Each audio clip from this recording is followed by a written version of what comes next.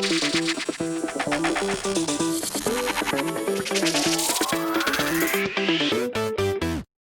5 of training camp is in the books, and Nick Foles is starting to look a lot better, winning the day over Mitch Trubisky. What's up, guys? I'm back with another Bears training camp update video. If you're new here, subscribe for more Bears training camp updates. I'll be coming out with these videos pretty much every single day, so subscribe if you want all the latest news on what's going on every day at camp. But guys, today's practice was pretty much a scrimmage, so 11 on 11.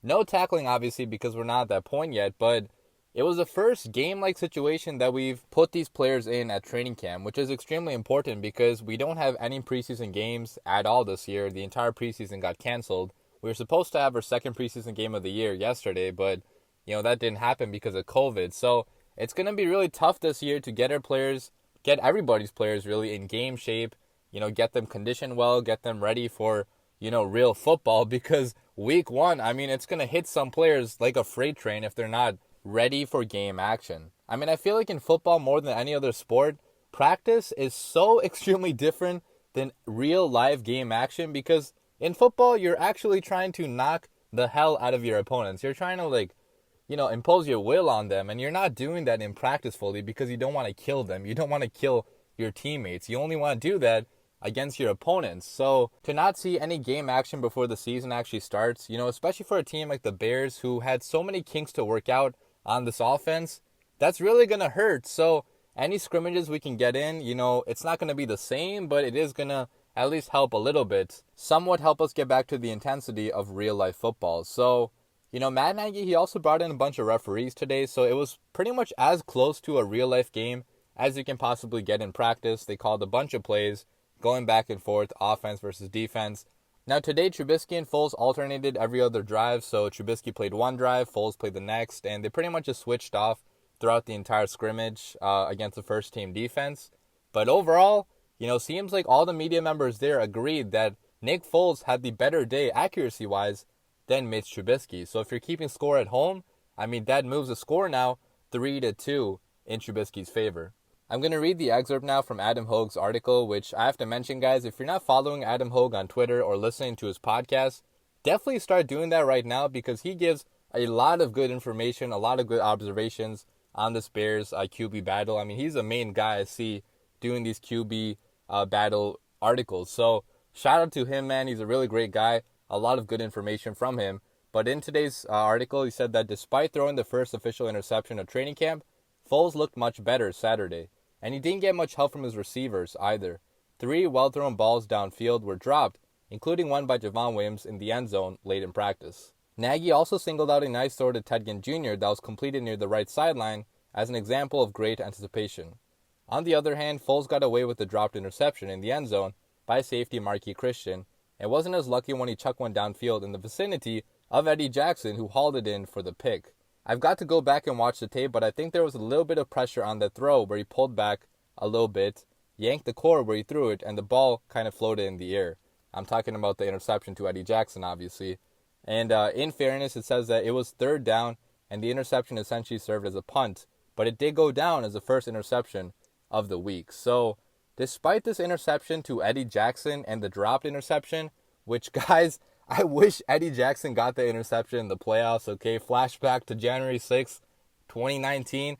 If Eddie Jackson was playing that game, just imagine, guys. In my opinion, we would have won that game, but no use living in the past. At least this guy's on our team now and not on the Eagles, so, what's done is done. But overall, guys, again, Nick Foles had the better day accuracy-wise than Mitch Trubisky, even with the interception. And even that interception, it was more of a kind of a heave it up kind of thing where he also had pressure in his face. So, guys, if you're a fan of Nick Foles, you also have to be feeling pretty good about his chances to make the starting lineup and win the starting job because, guys, Nick Foles has not played with any of these receivers ever before. He didn't even practice with any of them over the offseason like Trubisky did. So it's going to take him a while to get used to playing with these guys, get used to their timing off their breaks, get used to having chemistry with them because you don't develop chemistry with your receivers overnight. And Trubisky has had like a 2 to 3 year lead over Nick Foles in this offense with these receivers. So definitely don't count on Nick Foles to win this job. I know a lot of us are Trubisky fans. I personally do want Trubisky to win this job too, because it's better for the franchise moving forward if Trubisky has a comeback year and, wins this job. But I ultimately just want the better quarterback to start for us. I do not care who that is. Whoever we can win games with, that guy should be starting for us week 1. Now let's talk about how Mitch Trubisky did, and Adam Hogue said that after seeing a steady increase in accuracy through the first 4 practices, Trubisky wasn't as dialed in Saturday. One pass to tight end Eric Sauber was way too far behind, while another to tight end Demetrius Harris was overthrown. 2 end-zone fades were unsuccessful, and a deep pass to Cordarrelle Patterson had a nice touch but was ruled incomplete because the throw pulled Patterson out of bounds. On the other hand, Trubisky avoided the big mistake, and he threw the best pass of the day on a deep shot down the middle of the field to tight end Jesper Horsted. That was one where I got excited and told him, I just thought it was a hell of a throw, Nagy said. Great vision, great anticipation, and you give a guy a chance to catch the ball and run, that's all you can ask for. So that was a great play. So it's clear that Mitch Trubisky did have the best play of the day, the most impressive throw of the day, but overall, in totality, his accuracy was behind Nick Foles today. So overall, Trubisky still has a slight lead on Foles. He has 3 days where he outshined Foles, and Foles has 2. But, this whole thing of dividing up the days and awarding a winner, that's probably not what the coaches are doing. This is only what the media is doing. And the coaches could be thinking a whole different thing because they have access to tape, which the media does not. And they are actually NFL coaches that could be thinking a whole different thing than what the media is thinking and what we are thinking. So don't be surprised if week 1 a different quarterback starts than you think had a better preseason or training camp. There's a lot of stuff going on behind the scenes that we cannot see, so ultimately it's anybody's guess who's going to be starting week 1 in Detroit. Let's move on now to talking about David Montgomery, our number 1 back, which I haven't talked about all that much so far in my videos. So in case you guys are wondering about him, all the reports are saying that he's looking slimmer, stronger, and faster than he did just 1 year ago. It's being reported that he completely changed his diet over the offseason. All the stuff that he ate last year during his rookie year, like flaming hot beef jerky, Swiss cheese, Krispy Kreme donuts. He's cut that out of his diet completely. So he's switching to a lot more leaner meats, more vegetables, more protein, less processed stuff, less sugar, less fat. So putting a lot more good stuff into his body. And I know some people are going to minimize the importance of this, but guys, what you put into your body is extremely, extremely important, especially as a professional athlete.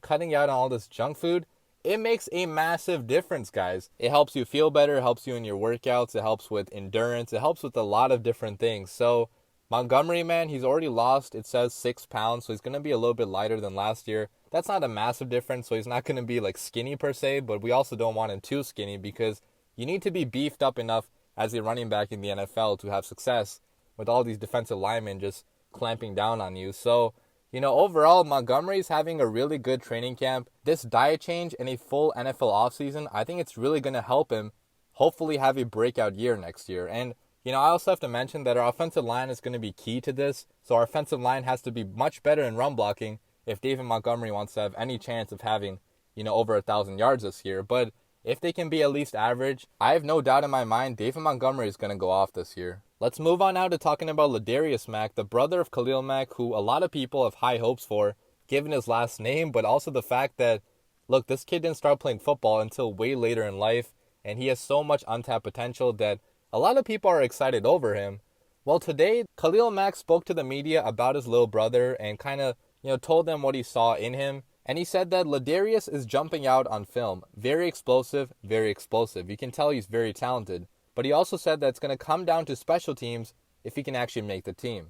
What I've seen, though, I'm proud of him. So even though this guy is his brother, Khalil Mack is being a realist here. I mean, realistically, Ladarius Mack is not going to make the roster this year unless it's for special teams purposes. So, Ladarius Mack, in the next few weeks in training camp, he's really going to have to prove his worth on special teams. Maybe over the next couple years, he could be good enough to potentially crack the rotation in the future. But as of now, guys, he's still so raw, so early in his career where he hasn't had so much football coaching either. So, for all of you guys that were excited about potentially seeing a Mack brother combo this year, you're probably not going to see it unless we see something crazy from Ladarius in the next couple weeks. But you might see him on special teams this year. So The next thing I want to talk about is an acquisition the Bears made today.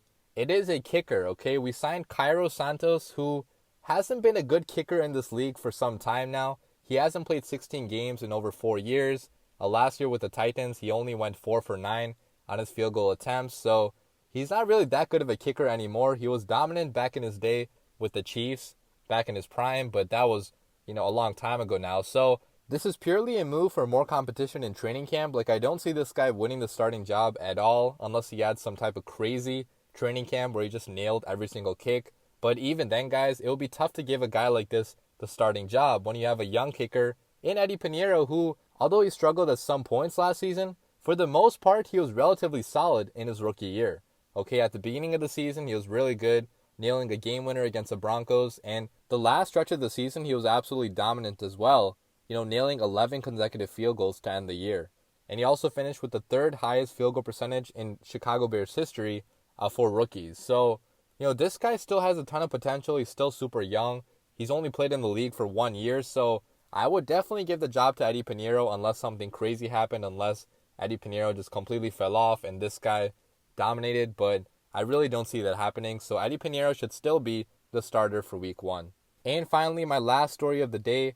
Allen Robinson suffered an ankle injury today in practice, so he's going to be day-to-day, but it's looking like they're not super worried about it. I mean, Matt Nagy said that he should be back next week, so hopefully we dodge the bullet there because we cannot afford to lose Allen Robinson, guys. This guy completely carries our offense. He is the biggest superstar we have on offense, and without him, we are completely screwed. So hopefully he's completely fine, and he returns back to practice next week, but that does have me a little bit worried, so keep an eye on the situation. And also talking about Akeem Hicks, he was also out again today with that right quad injury, but he should be back next week according to Matt Nagy. So, hopefully just minor injuries for our two superstars on offense and defense because I would hate to lose either of them this year. But guys, it's pretty much all the news I have for you today. Let me know what you think about all this in the comments down below. But as always, bear down.